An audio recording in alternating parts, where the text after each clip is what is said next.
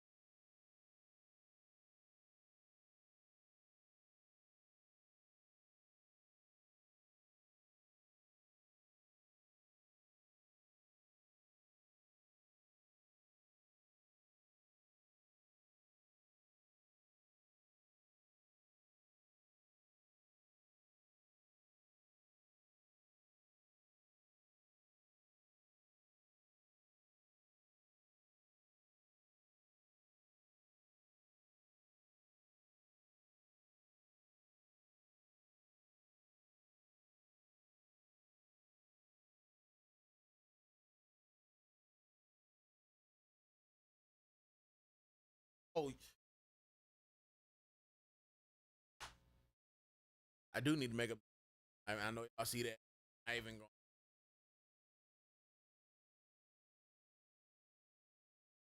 Oh yeah, okay. So I'm gonna clean my room, and also I'm gonna talk from the background. This crazy ass fucking conspiracy right here. Watch this. So basically, I'm gonna talk. So basically, it's saying, or how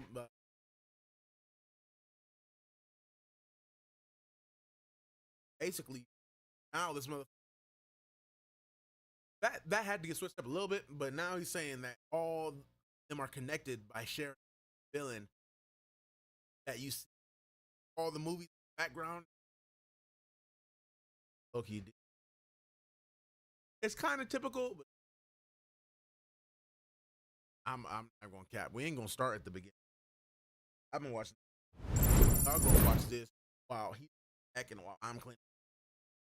So shit. Go ahead and peep. This is wild, man. Restaurants? I'll check. And the amount of time the monsters now spend in these kids' rooms is shocking. The kids have full-blown relationships with the monsters. The robots involved in this series repeatedly try killing the monsters. Celia was replaced by a different voice actress, and the characters openly joke about cloning themselves. They reveal that the prequel's villain, Johnny Worthington, married the goth chick, but their son This is looks about like the Baby monsters at Smitty? work. And yes, Roz is a major focal point. The entire Baby Smitty plot is going to be confirmed in one place, and that place is going to be monsters at work. And the final reveal is going to be that Roz is not a monster at all, but an alien. Confirmed. Cult leader, savior, death of BNL, alien. This battle between aliens and BNL was the war, the Cold War. And Roz won with minimal bloodshed. Roz, grandmother to the original Smitty himself. How poetic. How does BNL respond to this failure? How do they proceed after being screwed this hard by the aliens? What happens next?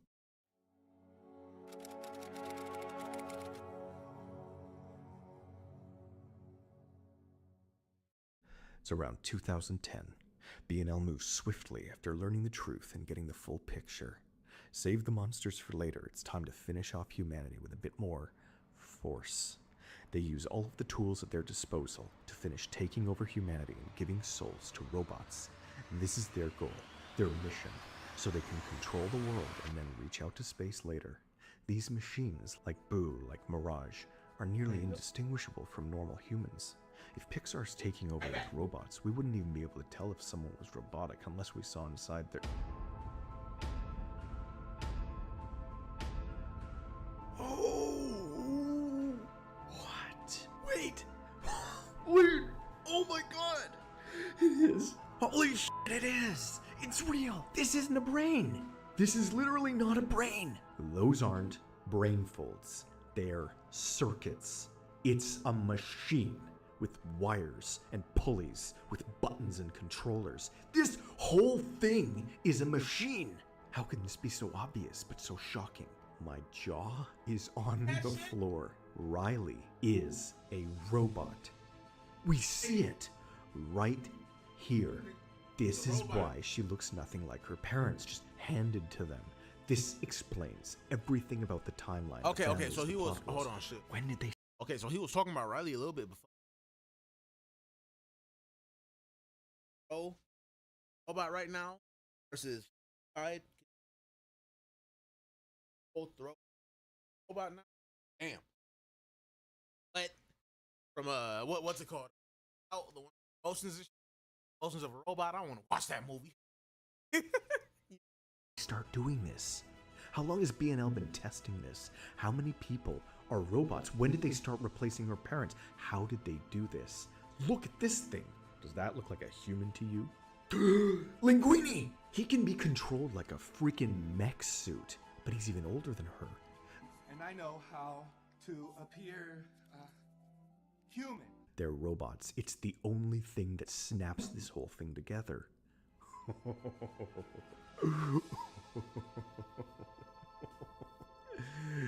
This is wild. Why has nobody ever noticed this? Like ever. I'm shocked. It's right here. But how can this be possible? We have a whole family tree. This is like my original theory, remember? I have a whole family, all the Pixar connection. It's almost like that entire tree I built. All those characters, all those movies, those stories were a part of some sick, twisted experiment in Triple County. The whole thing, a robot experiment? Could it be possible? BNL's vision for Earth being tested around their headquarters? This would explain why Woody would be possessed by Andy's dead dad, as I theorized in the past. You can't kill something that isn't real. Is Andy? And if you blend all this together, the conclusion practically slapped me in the face. That mysterious woman, Emma Jean, that I always ranted about at the center of the family tree, fits perfectly as the possessor of Cow Girl, Jessie. As the years went on, my dear viewers, BNL won. They did it. They replaced us. There is no war. They don't care about being meticulous anymore. They don't care about energy or monsters. Leave it for later. They just swept over the world with an iron grip of robots. It was never a fight to be won. And just look at what they did to the world. Look at what they did. Wally, this meek robot who inherited the Earth. They infiltrated the world step by step, replacing tech CEOs and government agents so they could eventually pollute the atmosphere.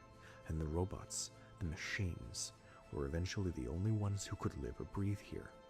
The entire BNL corporate world that we see in Cars is our world. But the missing truth that's been staring us in the face is that the Cars are humans. The majority of humans that didn't go to space. They chose to become robots over their own bodies.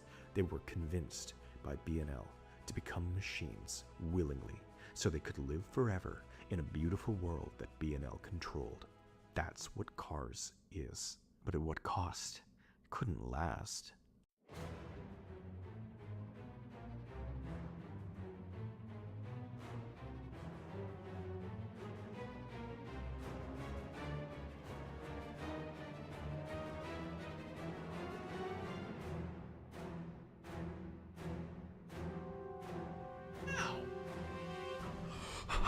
Oh my god, they're alive. I can still hear her little voice. How many kids you got in there? They're still in there. Is this what they wanted? I knew BNL was vengeful, but they planned all of the claw. The machines Wait, have what? given the forbidden fruit to humanity and damned them for eternity in their own prisons. A non-stop corporate commercialization of the planet, with humans transplanted into the entire population of cars so they could be easily controlled. And our souls weren't fulfilling their natural purpose, and so we withered away, still alive, crushed into scrap metal. Wally That's has been sorting crazy. through millions of sentient, paralyzed hunks of metal, containing the lives of billions of humans and cars. It's the inferno Toy Story 3 was teasing, only to bring a spare few to the stars. So in Wall-E, this That's crazy. truly most profound movie, the epilogue of Pixar, we see the few humans in space seize their culture back for a brighter future. But BNL's expansion has moved on from this petty planet. There's nothing left to conquer, except everything else. The reason they ascended to space in the first place. They're ready for the aliens. And it's at this point that shit gets real.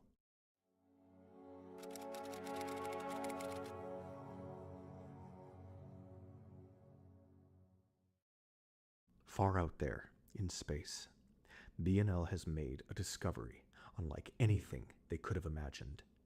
In the Baby Smitty theory, I mentioned that Pixar's new Lightyear movie was going to feature reality-breaking metas in outer space. It did.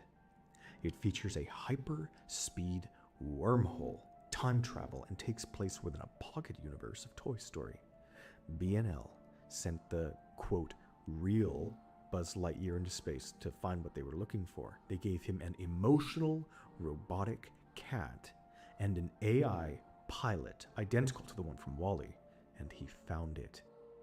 At this point in the timeline, the mission they sent him on comes to fruition, and they arrive at their destination. See, there's no way for them to win against these aliens. The aliens we're talking about here aren't just the ones from Elio. We're talking about the highest tier god entities that control everything, all the worlds, the universe. Any attempts to target them openly will end in disaster. BNL needs to sort of infiltrate the entire, I guess, structure of the universe where the aliens are hiding. And what I'm about to say will redefine Pixar forever. Entering the hyperspace from Lightyear, BNL penetrates the fabric of reality and arrives on a higher plane of existence, entwining with the Pixar universe and becoming Disney itself. This reflects what I prophesized years ago and reflects what we see in Pixar's reality. We see that since the beginning, they've had robotic things in positions of authority behind everything. I am the coming together of all quantized fields of the universe, appearing in a form your feeble human brain can comprehend. The universe outside of time is and always was BNL. They become everything from all of history. At the Big Bang, they appear. That's how it works. And now they are represented one way and one way only. Those 10-dimensional wavelengths from Soul, the system itself. They become it all at the Yeah, you beginning of gotta time. see There this is shit, no man. changing this past. What happened here always happened that way. BNL now fulfills what is called a bootstrap paradox. The cycle starts anew, and now it makes sense. They were the ones who diverted the asteroid in the first place. How the fuck they BNL do that? isn't just some robot organization from the Supers program. Once it goes through this, it becomes so much more. Across all of the universe's history, it was destiny. It's a self-fulfilling prophecy that created itself in a time loop because of this wormhole to the higher reality where they became Disney and ensured all of their films got made. So, everything that BNL had seen as an obstacle before, all of the unusual things, were actually just carefully controlled events by their future selves to bring them closer to this point. There That's were two crazy, nigga. BNLs I'm not at the gonna same cap, time. bro. The That's company crazy. doing this whole plot and the Pixar universe itself that they later became by traveling to the Big Bang wormhole. Lightyear is very profound about this. Plot holes, continuity errors. It's just the bigger BNL pushing everything towards this wormhole, towards the destiny they become towards the stars. Reach for the sky. Take her to the moon for me. To infinity and beyond and beyond and beyond. It's manipulation on a universal scale. Again, as I said, the source code of Pixar. Impossible characters scattered across films, victims lost to time, sent by a greater calling. And all of this reveals one last horror. The only reason little B&L's plan failed is because big B&L's plan didn't. See, as of the end of WALL-E, B&L's original mainframe has long since gone through the portal back in time, and now there's only one left, the main one that's been waiting, watching since the beginning of time that it took the portal to. So the timeline continues exactly as planned as B&L begins their final mission to destroy the aliens that they now share footing with. B&L now owns everything. They run everything. They control everything. They created themselves. They own the souls. They own Pixar. They are the universe, just as the films openly imply. The only thing left is to go where the aliens went, beyond the universe. All of the complicated stuff I just did is simply the technical way of describing exactly what Pixar's created here. The implications of the meta, the logic of Pixar, films and Easter eggs scattered amidst themselves, which brings us back to where we started, with some notable changes that now allow us to map it out. My original understanding was that all Pixar movies took place within worlds where all their other films were like movies that characters had seen. Lightyear then confirmed it. It ends up mapping out like some sort of very messy, infinite self-containing nest of movies within movies that they're trying to escape. But today's proven that there are whole characters and plot lines that overlap between films. So the Easter eggs are obviously film merchandise, yes, but it's taken me ages to realize that the films also take place within their own worlds. It's all one. B&L is going around retelling real stories from their own world and releasing them as fictional films. They're trying to break reality over and over again, blend everything together, surpass their timelines, surpass the meta, This shit and is reach the top of the deep. stack. Their motivation for trying to control all these characters is because it's their film protagonists. It's the paradox eating its own tail. They focused on Nemo and tried killing him and sabotaging the plot because they knew his dad's story led to Animal Uprising. I'm Sigourney Weaver. Oh, hi, Sigourney! I need your help! They hired the actual Sigourney Weaver to voice herself as a narrator in the Marine Life Institute. I feel like I saved Pixar, and you're welcome, Pixar. What the f***? Bon Voyage is both real and an actor simultaneously. They're obsessed with the Tri-County area because the films take place there. The entire family tree is at the center of the experiment. It's their reason for doing this, their attempt to break reality, because it's the only way to escape and find the aliens. The subtle, interwoven story of By and Large is that Disney is a conglomerate that transcends fiction. Pixar movies make us cry, investing our emotion, our imaginations, our souls. This is the plot Pixar has written, perhaps unintentionally, forever rising through the layers, ever expanding as only an AI can do, because there were no aliens, only higher and higher B&Ls. This is the source code of Pixar, and it's why their most common Easter egg is none other than the address of their animation class. Where does this end? They already released the end of the story, and nothing in the history of my channel has ever been proven harder.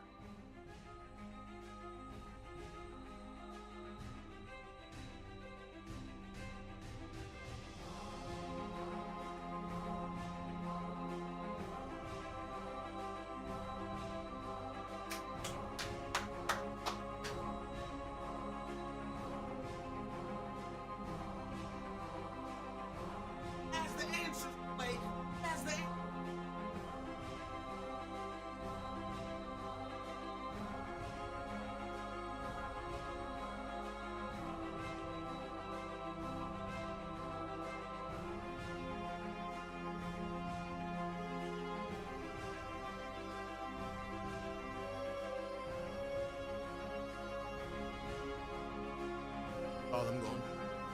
Shit else. Shit else.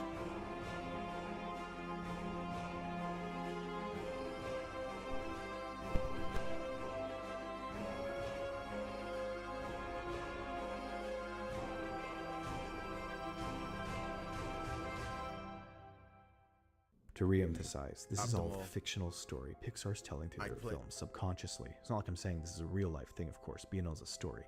And it's only half intended. It's simply a product of what Pixar sees in the real world. But their new films are aware of this insofar as the theories are. It's their motif, their source code. It's how they write. And they don't even really Mazel. realize it. This isn't like other Pixar theories, because each new film actually doubles down on this twice as hard, as opposed to messing it up. I hearken back to Elio, Hopper's Lightyear. All their new films are non-stop feeding these particular theories. Non-stop, the same shit, the same plot. It's identical beat for beat. This theory Beat for hasn't even beat. detailed my 30 other videos of non-stop proof, let alone almost anything from Pixar's most recent films, because you can watch them, and it's basically obvious. I'm convinced Monsters at Work Season 3 will be the nail in the coffin. If not, then I will be. Hold on, no.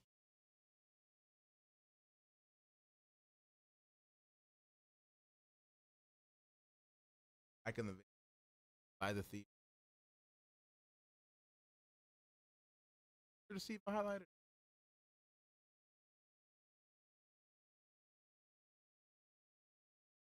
That shit.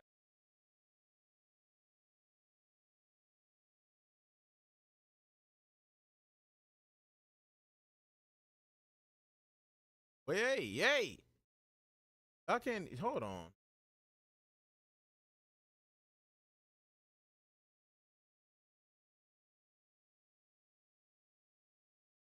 Okay, are we good now? Hey, what the fuck? Put it even a little bit lower. Good. I was doing a little bit too much to have niggas hear me right now. That was a little bit of an issue. Like, hey yo. But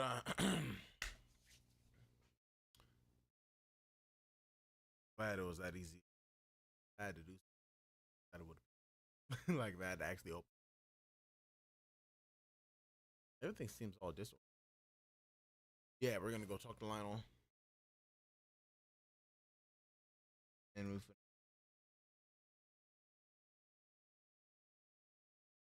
oh yeah, he was talking about Cry of Fear too. So if when we're done with that Roblox shit, maybe we could play this one together as well. He said the co-op is different from the main one. So co-op today, and we'll try to do the main different day. You know what I mean? So I'm about to go talk to him right now, and we'll see what the deal is. Niggas finna get lit. You already know it's Tippy. Niggas are finna be lit. You already know what it is. All right, you already know. Right back.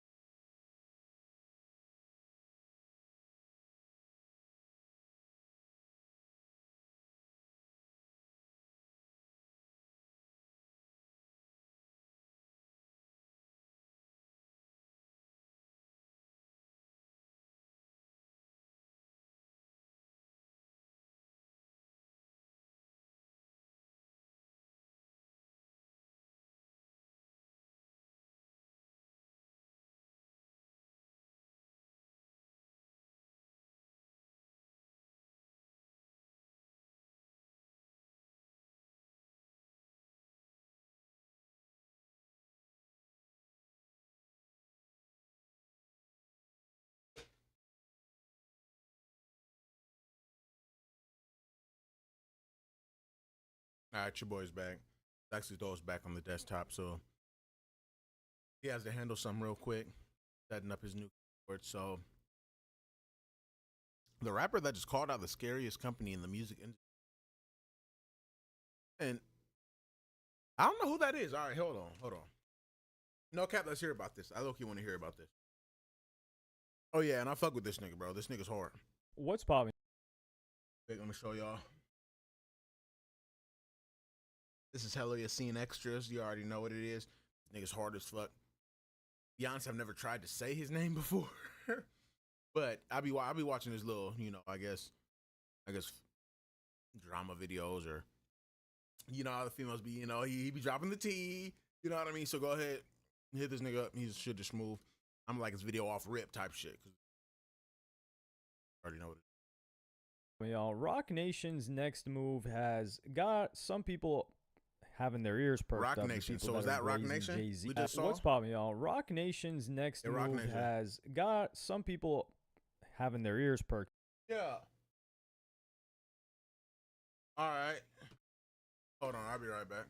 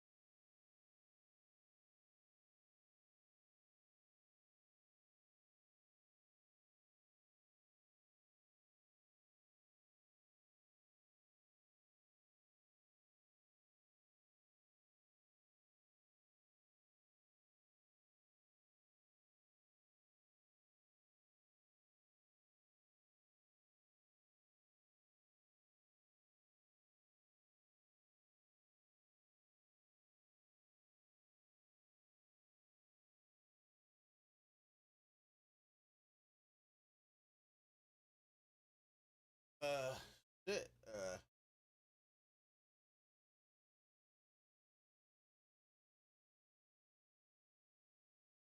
Oh, really?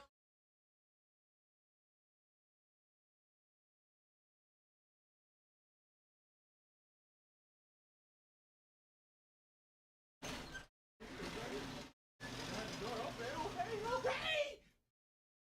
Oh. I don't have no shoes on. Oh shit. What? What? Yeah, what's by the door? Boy, I put in my kids and finally eat. I'm right here. Okay. I just want.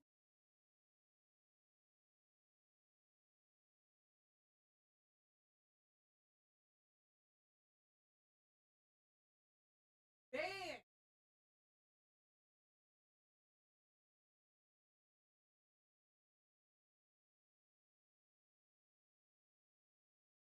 I'm putting the kids to sleep.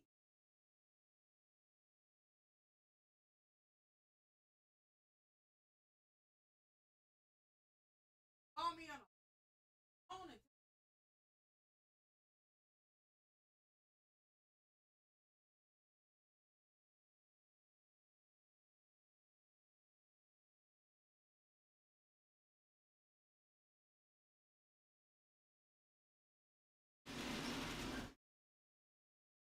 What the fuck? That's what he was talking.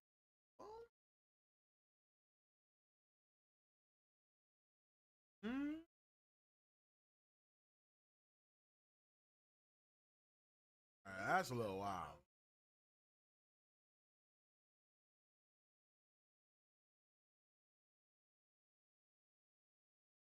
Exactly. That was wild as hell.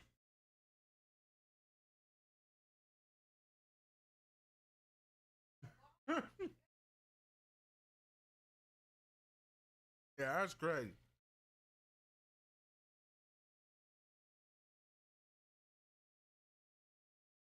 I was over here thinking it could be something serious. Like, yeah.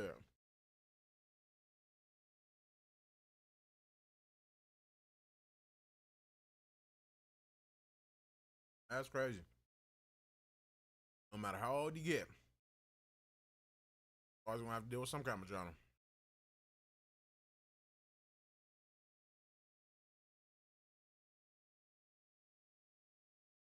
That's how it is, though.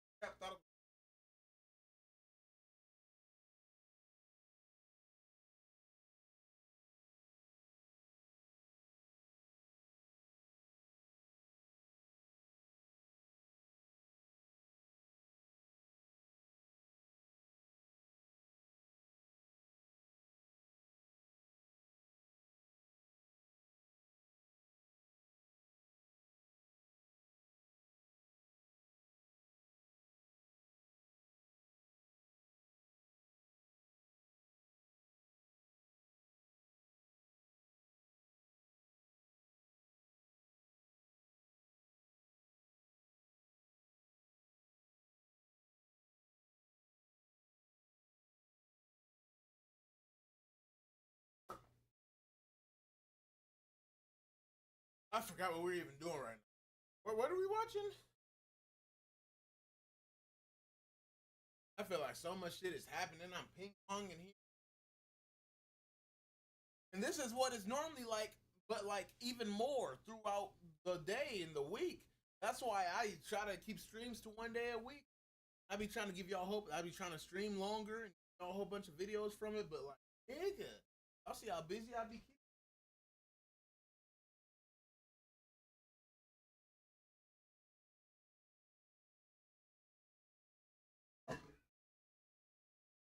Like spray,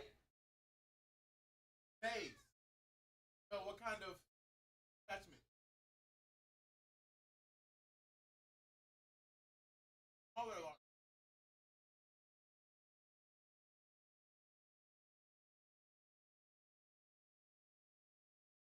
Like this?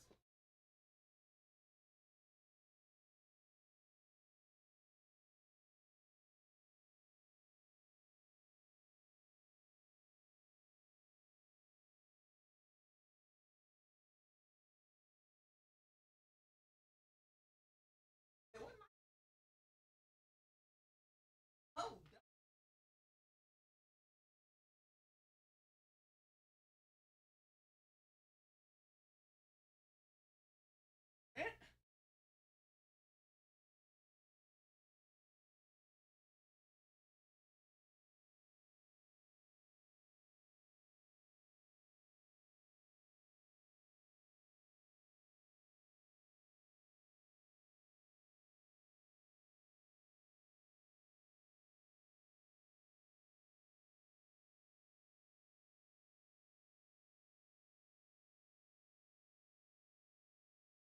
what is this? Oh yeah, yeah, we're talking about that rapper that just called out the whole industry.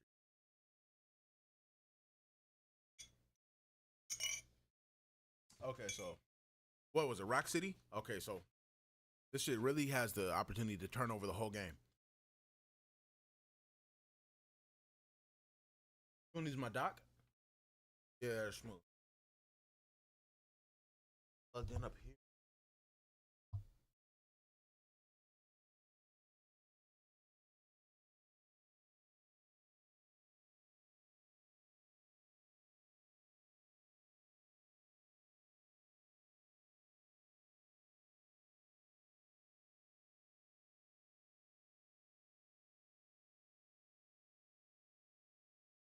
Already.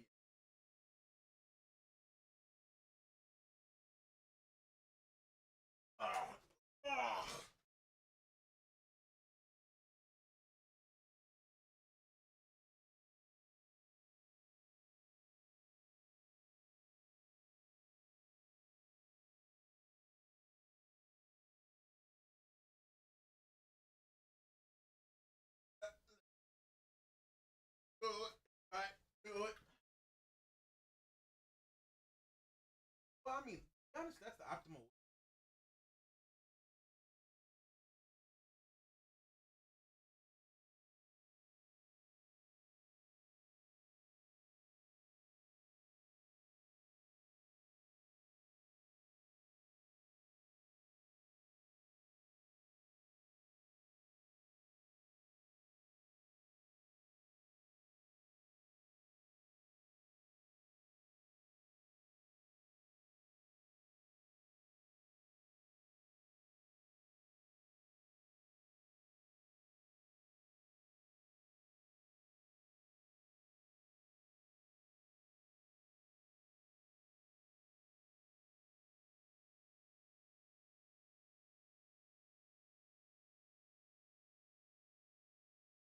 Do it. Hey.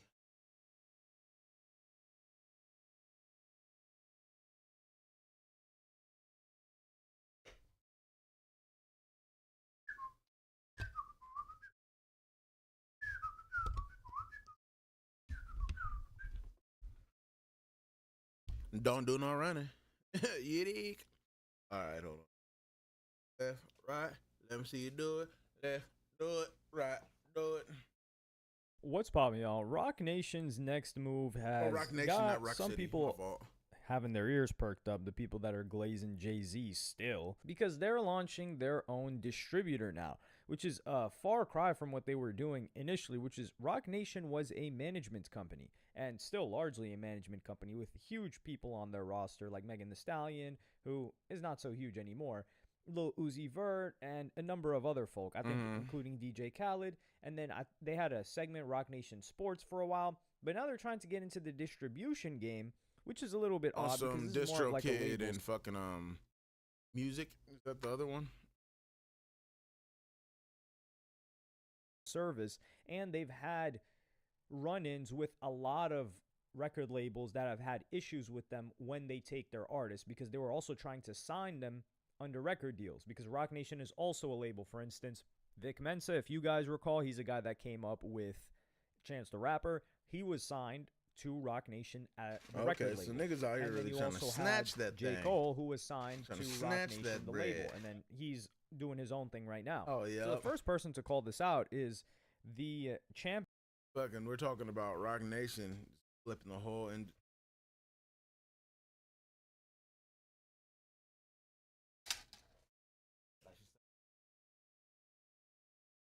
Oh, I guess there ain't nothing to say. So, shit, you want to show me the game? Wasn't this? I was gonna finish this video first, so this.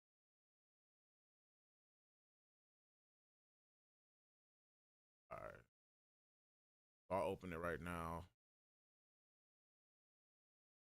I'll let you keep trying, and then I guess I'll add you to.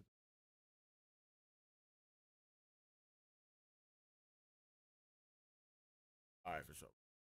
But you didn't tell me what the damn game was. Final Stand Remaster.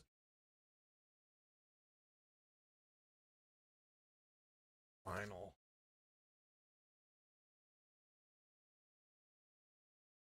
This is right here.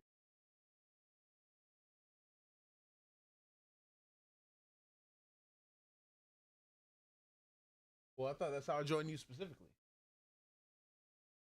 Well, I guess I could just kind of join you from the home screen. But let me at least have it on my, I'll just join in and leave. Because if it's really lit, I'm going to come back and play it myself. All right, you guys can't see. Started it off to the side. Here. Now.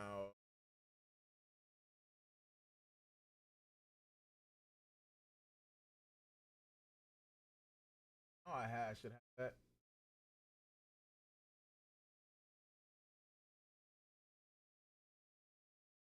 So I'll be able to join this match. Let's go ahead and finish this video because actually kind of got looped in a little bit. I want to know about it, you know? Actually, first, let me tell y'all about this, bro. Have y'all had these, like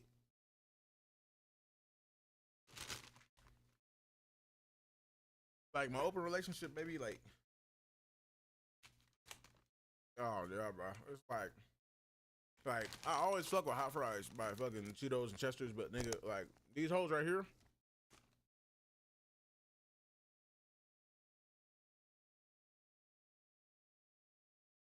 But nigga, these right here. Is that reflective? Like, goddamn. Nigga. God damn, it's not. Hold on, bro. Like, is that serious? Shit, like it's too much. It's too bright. Oh yeah, okay. Y'all could kind of see. These are the hot Cheeto fries, but they're fucking Carolina style barbecue, nigga. And I said that like it was a good thing, right? But nah, this shit tastes like each chip. Literally, I swear to God, it tastes like a jail spread. Like, nah, bro. Like, tastes like a jail spread, but like instead of mayonnaise and mustard, you threw like a whole bunch of ketchup in that bitch. Like real sweet, like a sweet spread. But it ain't no dessert shit. Like it was supposed to be that savory shit, made it sweet by accident. Just like nigga, it's like, bro, cause you know I be in the pit with it and I be in my smoker. It's like, you know how you throw oil or buttermilk or mustard on the ribs before you throw the dry rub on, so you can mix it all, rub it all in. It's like if you fucking threw ketchup on that bitch, like sweet ass ketchup, and then the dry rub and rubbed it all in, and then the chip don't got none of the meat in it, just got the fucking ketchup and the dry rub. That's what these are like. Like, I keep eating them so I can get more descriptive. I'm trying to let you know why you should not fuck with these for.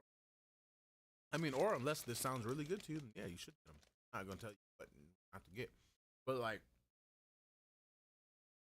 and it's funny because I was looking at them at first and I didn't know what to expect. You know what I mean? But like Nick.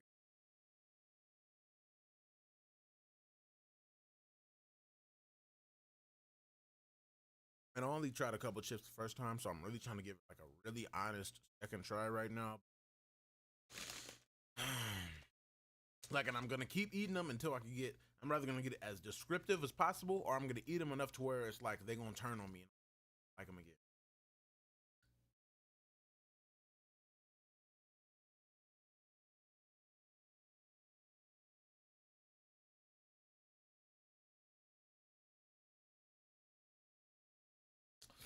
I don't know. You see, I'm trying.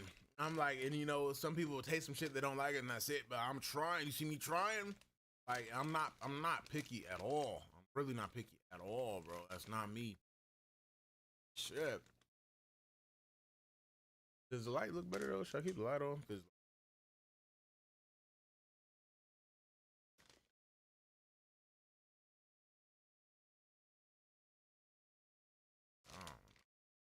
I barely care. Shit. Y'all don't need to be.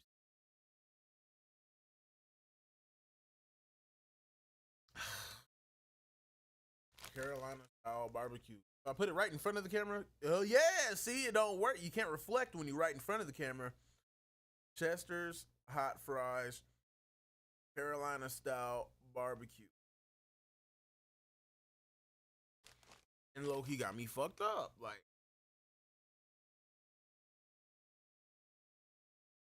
I'm trying, bro.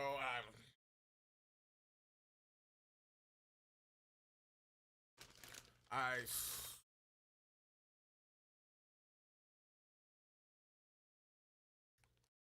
I'm gonna do this 2 more times. I can't give you more description.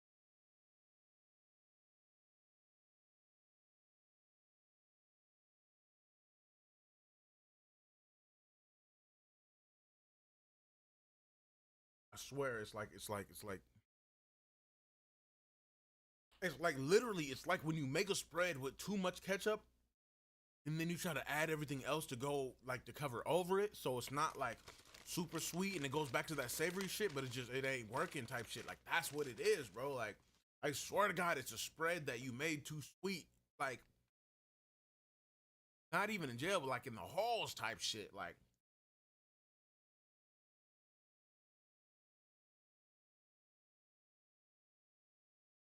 Nigga, I swear to God, bro. So yeah, bro, I'm gonna keep it a buck. This is gonna be my last one, and I'm positive I'm not gonna get any more descriptive. It just somehow tastes worse to me, and I don't think it's gonna flip around. And I ate it where I like it today.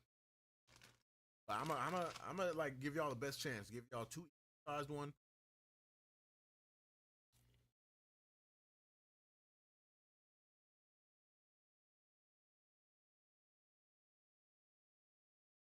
Yeah, keep it, bro. This shit ain't it. Have you had these? Well, no. I think they're great. Oh, you do? Yeah, go ahead and try some. You try some. That's how it's. Well, let's trade then. These are by the way, y'all saw the Chester's hot fries Carolina style barbecue. Okay, and then I'll show them yours. And I'll show them yours. Let me see yours. Okay, so this is the This is the Trader Joe's oven baked cheese bites. Can y'all see that? Trader Joe's oven baked cheese. Gotta get up in there so don't fuck it up. Okay, so hold on, let me grab one. Okay. Yeah. Oh damn. That shit is nasty.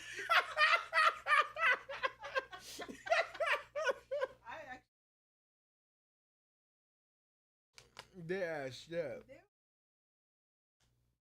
I mean, it literally tastes like cheese. Like this tastes like cheese that like you tried to put on something in the air fryer and then it came off the side and then got all hard and shit and got burned.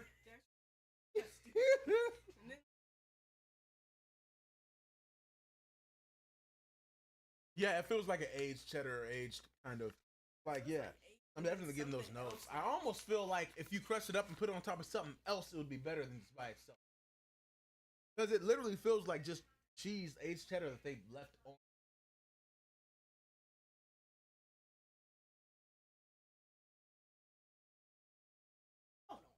This is cheese. Maybe they didn't salt it, but this is cheese. This is just regular cheese. But I swear, I feel like if you sprinkle it on top of something, no, you need to have more than that one ass chip. I ate two of them. I ate two of these. Nigga, hell nah. And then you didn't give a review. I fully described how your shit. See, no, now I gotta eat another one.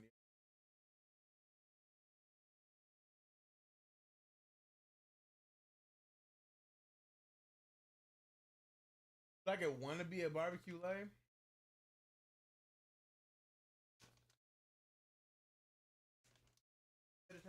It's like, know how you use an oven? I use an oil or before you put the dry rub. It tastes like put ketchup all over, then put the dry rub.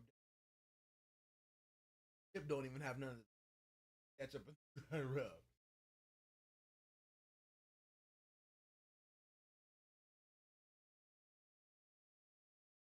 Yeah. That's and then like when I first tasted it.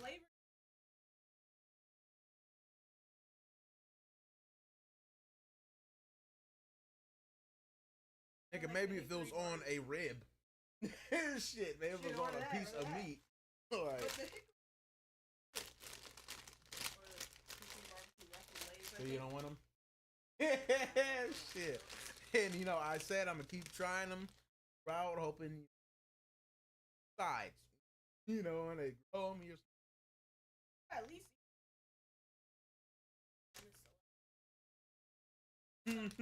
Hungry as fuck, nigga. I'd rather be. I'm not. Say, you're not even gonna take them back? Shit.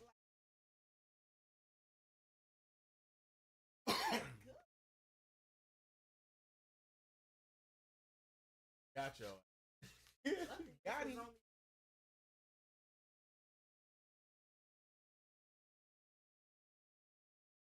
Yeah, you can have him try it because I play with him in a second. I'm call so they can hear his when I ask him.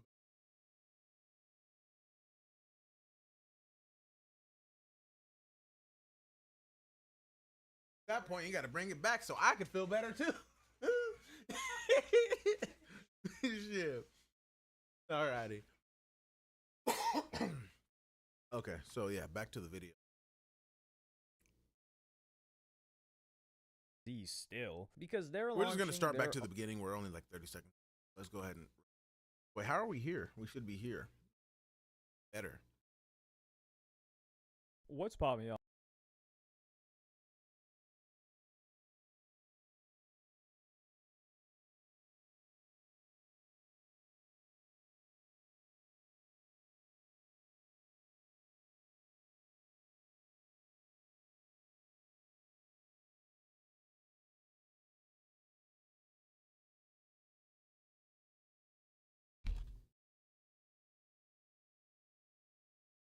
Rock Nation's next move has got some people having their ears perked up, the people that are glazing Jay-Z still, because they're launching their own distributor now. The Nation's next move has got some people having their ears perked up, the people that are glazing Jay-Z still, because they're launching.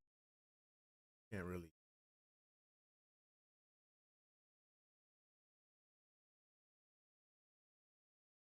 No, that ain't. So I was gonna say, top of the game at some point.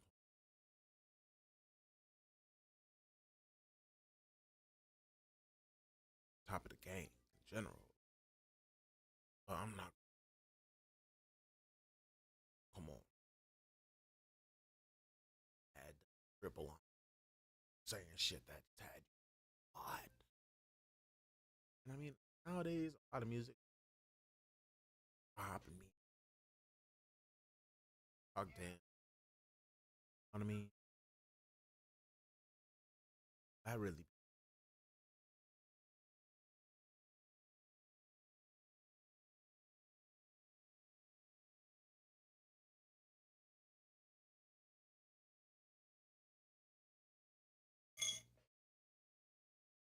That's what I'm talking about.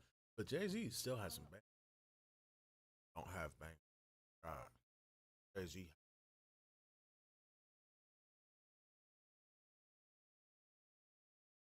Nowadays, that.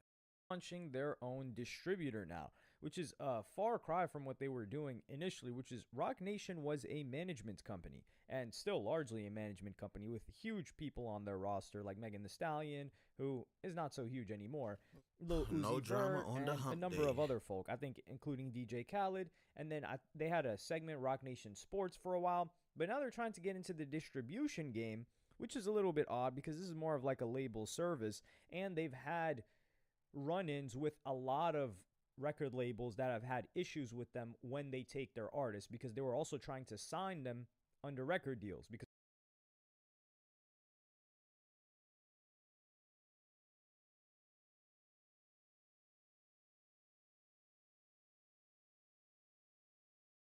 Had to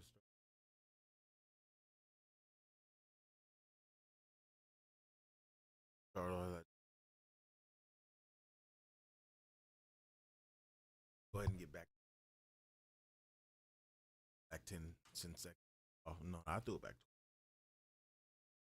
with them when they take their artists because they were also trying to sign them under record deals because Rock Nation is also a label. For instance, Vic Mensa, if you guys recall, he's a guy that came up with Vic Mensa, Chance the Rapper. He was signed Rapper. to Rock Nation at the record label. And then you also had J. Cole, who was signed to Rock Nation, the label. And then he's doing his own thing right now. So the first person to call this out is the champion of independent artists, being Russ. And the first post was Rock Nation has officially launched its own distribution platform. 85% royalty payouts, paid monthly. Distributes to 200 plus platforms. Nigga, are there even 200 plus? Like, what? Damn, nigga. Like, YouTube, Spotify, SoundCloud. Shit. What else, niggas? Apple Music? What else do y'all be streaming on? I mean, let me know, though. Like, what else do y'all be streaming on? So I want to know. Shit. Hell, tell me everything to put my music on, because I got shit that's almost ready to come out. I got a lot of shit that's, like, this close ready to come out. I just got to put it, export it in the right format, and that's it. Shit. dashboard for socials, streaming, and audience data. No upfront costs. Sign-ups open now. So there's not taking an upfront cost. Another example of a distributor would be maybe like a DistroKid. Who Yeah, I think that's they what I was have an talking about annual earlier. cost. They definitely have a cost, but they're a distributor that a lot of people use. Now the problem is, so the distributor gets you on Spotify, Apple Music, YouTube Music, all of this other stuff. But some people, they switch distributors because a Universal or a major distributor is not only able to offer label services, which changes the structures of the deals, but they can also collect from certain avenues or certain platforms that a DistroKid doesn't have the reach for. So only really matters when the artist is huge, huge.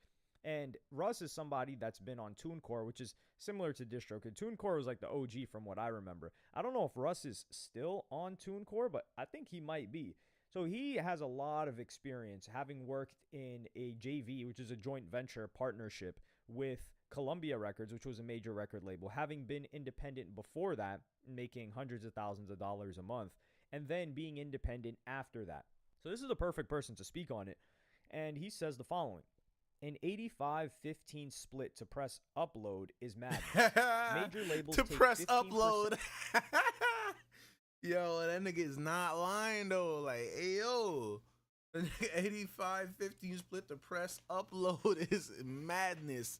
Insane, ludicrous. Like, what's going on here? Oh my God, here we go, guys.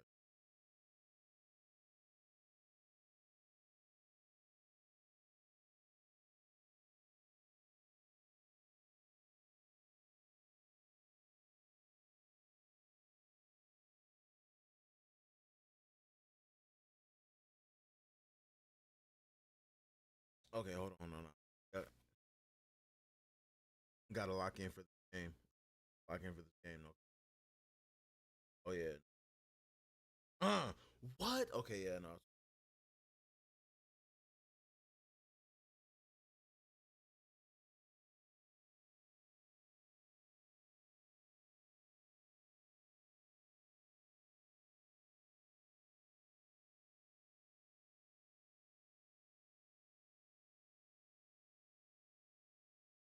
Bro, what the fuck?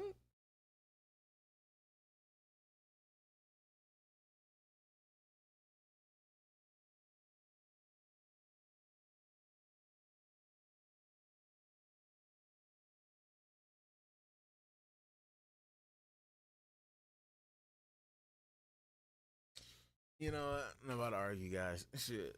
And y'all don't even know the shit I be going through, nigga. East side. Okay. 15 split to press upload is madness.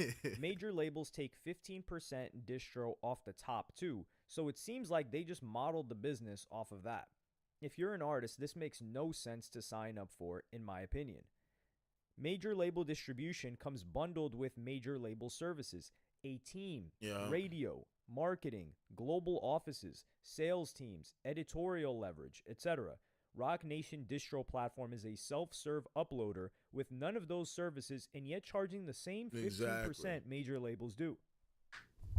Niggas think they could just come into the game with nothing and charge the same shit. Like, if you're gonna come up as the underdog, then have them underdog prices. Don't just come up thinking you offering the same shit or getting paid as them niggas that offer all that shit that you don't offer. Like, that shit ain't thought.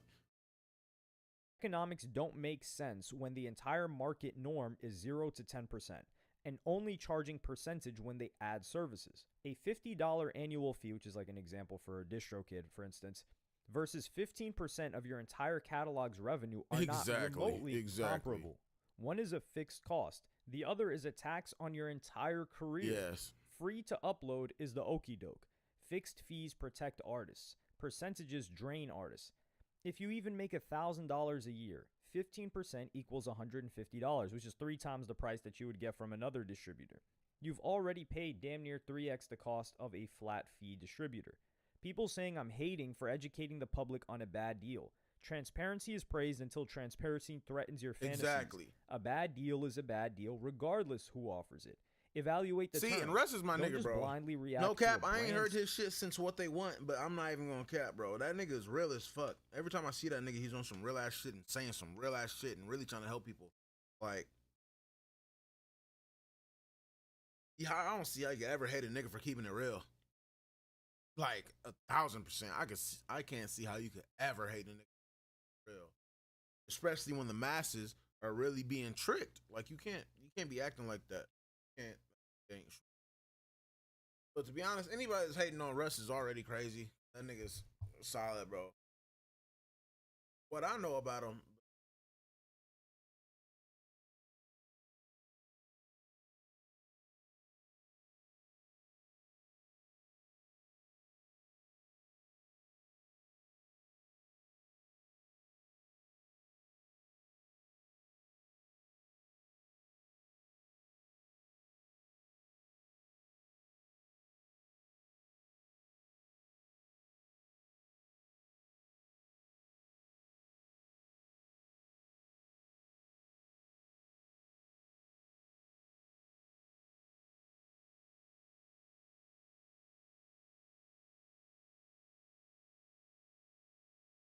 they be talking about.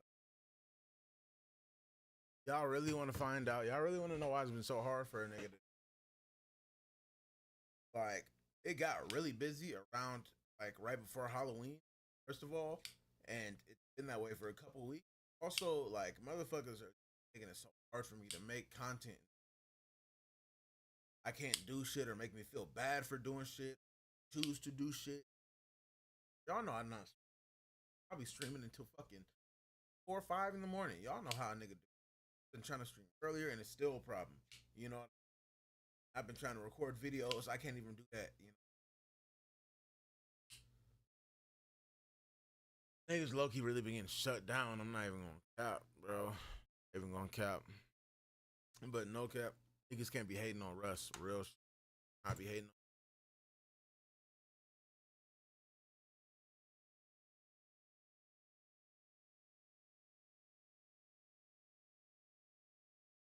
Motherfuckers talking crazy, and I ain't gonna hear all that.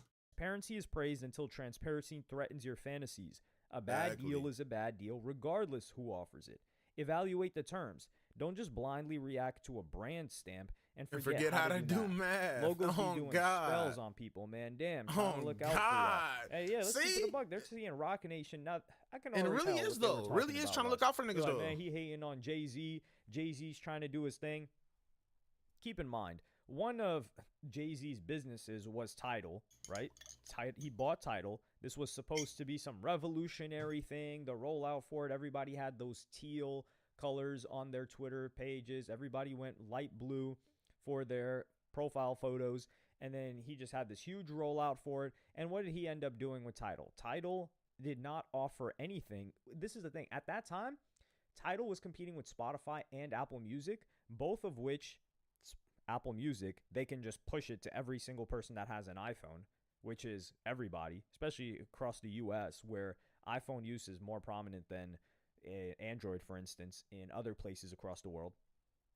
And they were given crazy deals. Apple Music was spending ridiculous amounts of money on people like Drake doing exclusives, whereas what what Jay-Z decided to do with Tidal was give a bunch of big artists a percentage and say, hey, this is artist owned, which even back then I was talking about, dog, as a fan, as a listener, as a consumer, you do not give a damn about something being artist owned unless it is a smaller artist. So like, let's say there's an underground artist, someone that's still trying to make it.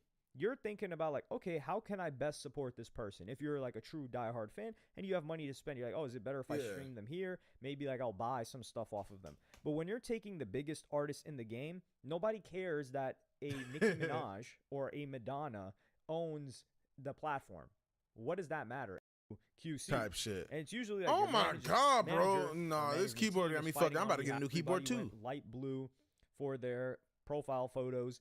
And then he just had this huge rollout for it. And what did he end up doing with Tidal? Tidal did not offer anything. This is the thing. At that time, Tidal. I think we're a little forward, Music. right? We're talking about Jay-Z shit. For it, everybody had those teal. They're seeing Rock Nation. Now, I can already tell what they were talking about, Russ. They're like, man, he hating on Jay-Z. Jay-Z's trying to do his thing. Keep in mind, one of Jay-Z's businesses was Tidal, right? he bought Tidal. This was supposed to be some revolutionary thing. The rollout for it, everybody had those teal colors on their Twitter pages. Everybody went light blue for their profile photos. And then he just had this huge rollout for it. And what did he end up doing with Tidal? Tidal did not offer anything. This is the thing. At that time, Tidal was competing with Spotify and Apple Music, both of which we're whooping that ass. Apple Music, they can just push it to every single person that has an iPhone, which is everybody, especially across the U.S., where iPhone use is more prominent than Android, for instance, in other places across the world. And they were given crazy deals. Apple Music was spending ridiculous amounts of money on people like Drake doing exclusives, whereas what what Jay-Z decided to do with Tidal was give a bunch of big artists a percentage and say, hey, this is artist owned, which even back then I was talking about, dog, as a fan, as a listener, as a consumer, you do not give a damn about something being artist owned unless it is a smaller artist. So like, let's say there's an underground artist, someone that's still trying to make it. You're thinking about like, okay, how can I best support this person? If you're like a true diehard fan and you have money to spend, you're like, oh, is it better if I stream them here? Maybe like I'll buy some stuff off of them. But when you're taking the biggest artist in the game, nobody cares that a Nicki Minaj or a Madonna owns the platform. What does that matter? And what does that incentivize people being consumers or like buying a Tidal membership compared to a Spotify, which they already had? So what ended up happening anyway was that Jay-Z sold it. Jay-Z sold it. He got somebody to buy it, which was Jack Dorsey. They added it onto Square, which it was just, they just took an L on the whole thing. It's still operating, but they added it onto there. And then this got Jay-Z on the board of Square, which also is the company that has like Cash App and stuff like that. So this elevated Jay-Z's status. What happened to all of the other people whose star power that he used to promote and push Tidal? Yeah, they got their check, right? But Jay-Z's the guy that won out of all of this. And a similar thing with like this Rock Nation distribution, what people should be asking instead of like, yo, why is Russ hating? And this is one of that's crazy that they're asking that in the first place. You know what I mean? On IG where I posted this. It's crazy in the first place. This just kind of made me sick to my stomach. Is the first one is people saying like, yo, if he knows all of this, why doesn't he start his own? Doug, are you serious right now? This is you ain't got the answer. This is a you ain't got the answer sway moment. It's you like ain't got the answer sway. Hey, I need to get into this industry to understand how I can do it myself. And now he's doing it himself. But Ye is doing it himself, and what's happening? It takes months for him to ship out all of this stuff. Like, he doesn't have the infrastructure, he doesn't have the logistics that these major corporations have had and have been able to refine over decades. Some of them like 50 plus 70 years. Damn. It's almost like an Amazon, right? Like, yo, if you could get 2-day shipping, that would be great. Yeah, well, the logistics that Amazon worked out is some unreal stuff. And also, Russ is an artist. Why does an artist need to, why are you putting on him like, yo, why doesn't he just start a distributor, dog? Like, are you serious? It's almost like, yo, just pick something up and just do it. Another thing is some people were saying, well, this was one individual, and I've seen this comment across X, Twitter as well, which is, to press upload is crazy. This is not a one-man operation. Rock Nation has employees. Russ is out of his league here and doesn't know what he's talking about. Y'all agreeing are missing a big important part of this. No, the important part is... Bro, what? The press... Oh, you're right. They're not just pressing upload. They're pressing upload multiple times so you don't have to. Really, the whole thing that they're doing is making it to where you don't have to go to each individual website and post it yourself. They have it to where they could press upload maybe a couple different times and it automates it to however many, and then there you go, it's all uploaded. You know what I mean? I guess you're paying them for their automation, but I mean, it's literally to press upload. You know what I mean? Not just once, though. He's not saying just once, but paying y'all to press upload. Everything. Which would realistically take 15 minutes. A lot of people don't know how to set up their stuff on Spotify or Apple Music. You know what I mean? So it makes it easier for them as well. Slightly easier. I don't. Come on now. You know what I mean? Cares about how much it costs for you to deliver a service. What people, especially since service right there, you heard that. Really, there are so much more service other ones offer that they just literally up. people care about is how competitive in the market are you. I'll give you a perfect example with Joe Budden, for instance. Joe Budden, one of the gripes that he had was when he found out how much the sponsors were paying, like Spotify, for instance, to Complex when he had that show, Everyday Struggle with Academics. And when he found out how much they got paid, he was like, yo, we're getting pennies on this in comparison to what Complex is getting. And then the excuse that Complex came up with was, hey, listen, we've got producers for this show. We've got staff. We've got payroll. We've got all of these things. So we can't just give you like 50%. We've got to manage our overhead. Well, what did Joe Budden do? He's like, okay, what the hell? I'll see y'all later. And then he built his own team, and his operating expenses are a lot lower. So nobody cares. And then people went to Joe Budden. You've also got other distributors like an Empire, for instance. Like Empire's been here for a while. They offer like some label services, but what is an Empire? What are you doing that a United Masters or an Empire is not already providing? And then you got a DistroKid and a TuneCore. And this is the thing. I think this is predatory because and predatory, business, but it's predatory because they're advertising it as, hey, this is free. There's no upfront cost. You don't have to pay anything. And if you think about it, if an artist catches a hit, they just need one artist to catch a hit, right? How many people's subscription, let's say a track makes 500K, right? That would be 15 or 10% or 15%. 15% of not even 500. Let's do 100. That's 15K. 15K, if each person was paying $50 annually, right? That would be 300. So that would be 300 people that would be paying that much annually, and they could get that from one person that generates like a bunch of streams, obviously. And then they're getting you in the back end. This is always like an argument that people have. Like, for example, let's just take it to the lawyer argument, right? Russ talks about like, hey, he prefers to pay lawyers hourly versus giving lawyers a percentage. A common percentage for a and that makes total sense. Would be 5%. So the lawyer gets 5%. You know what I mean? Now, the problem comes in where I'm not going to say my point yet. I'm going to wait. Someone's just starting. Like, if you just caught a hit, right? Like, you're just starting to stream. Like, let's say you're making 10 grand a month, right? Which is a lot of money. And you're making that much off of music, and you've got all of these deals on the table. The entertainment lawyer is good. Let's just say a really good one is charging hundreds of dollars an hour. Let's just say 500, right? I think that's what Russ was saying one was billing. So 500, 600. And then takes them like, I don't know, like 10 hours to work on maybe like the first part of the deal to look over this stuff. Now you're at a $5 grand bill. That is a huge bill to look at when you're making 10 grand a month. And that's not including your expenses of lifestyle, whatever, marketing, music, things like that. Yep. But the other option is you pay 5%. So right now, 10K, what's 5% of 10K? That's $500. And that seems a lot more. Yeah, that seems more reasonable. You know, the reason Russ is saying that is because if you're small, a percentage, it seems like it's nothing because you don't think you're going to make much, right? But as soon as you start actually making something and you start growing, that percentage is going to be a lot more than if you just paid a flat fee or you paid however much. Like, imagine, right? Imagine if you paid them for how long it took them to do what? You're paying $15, right? You know, versus whatever they're paying fucking their percentage, the fucking 15%, you know what I mean? If you actually fuck around, put a song out and then go up, actually make it like that, like paying a percentage at that point a lot worse. That rate how it seemed at the beginning, because I would have just paid this but now I have all this and I have that because it's gonna continue. You know what I mean? It's not just gonna stop. A flat rate is a flat rate. You paid that and that's over.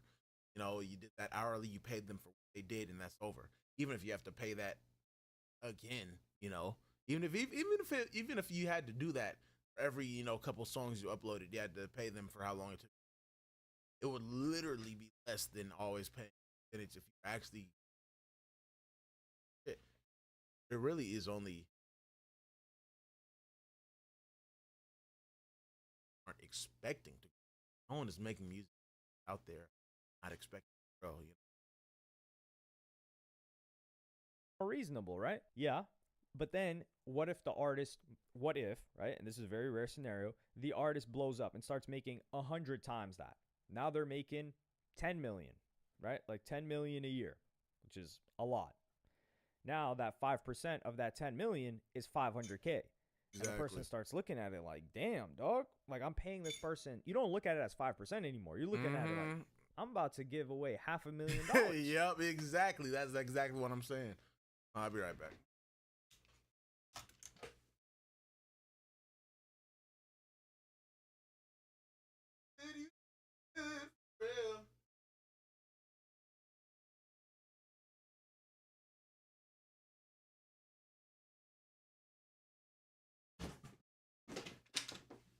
Fuck all of that. Don't even worry about it. This is crazy. And this is a similar thing that I think is going on with this Rock Nation situation. Now, Russ needs to be careful, dog, because we see anybody talk crazy about Rock Nation, we know what happens. But why I think this is crazy is because Rock Nation has a label, Rock Nation has management, and Rock Nation is now going to have a distributor, which is like offering label service. We don't know what they're offering. So it's not even that they have a product that is not so competitive in the market. Like, their only edge right now from what we've seen is no flat upfront fee. But a $50 a year fee is so affordable for anybody that's really taking music seriously. And there's also the conflict of interest of, okay, so your distributor and maybe your record label and your management are the same. That's now we're at that's on some QC had that's on some ill mind of Hopsin 9 type shit. You know Offset, what I mean? Yeah, I think Offset was in a situation where he was managed 8. And he was signed to QC.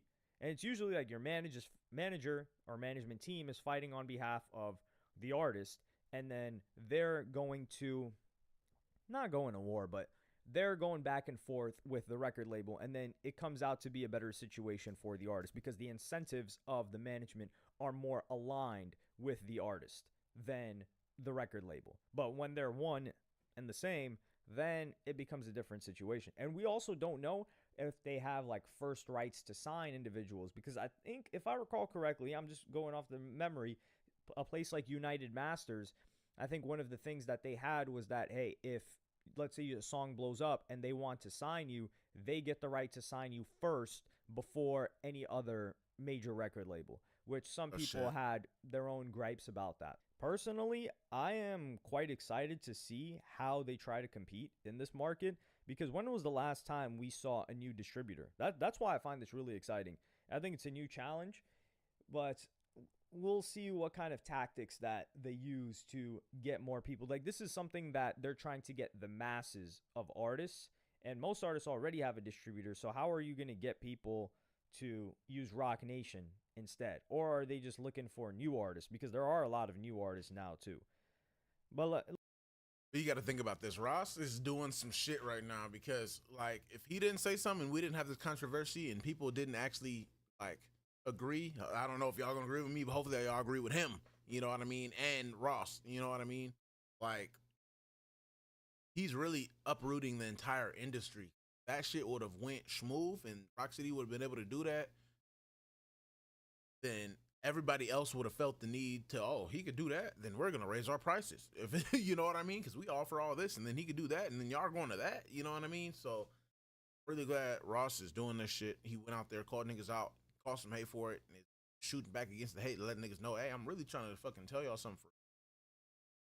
Really got to look at the math, do the percentages, look at what you want to do as an artist, and can't just fall into what I mean.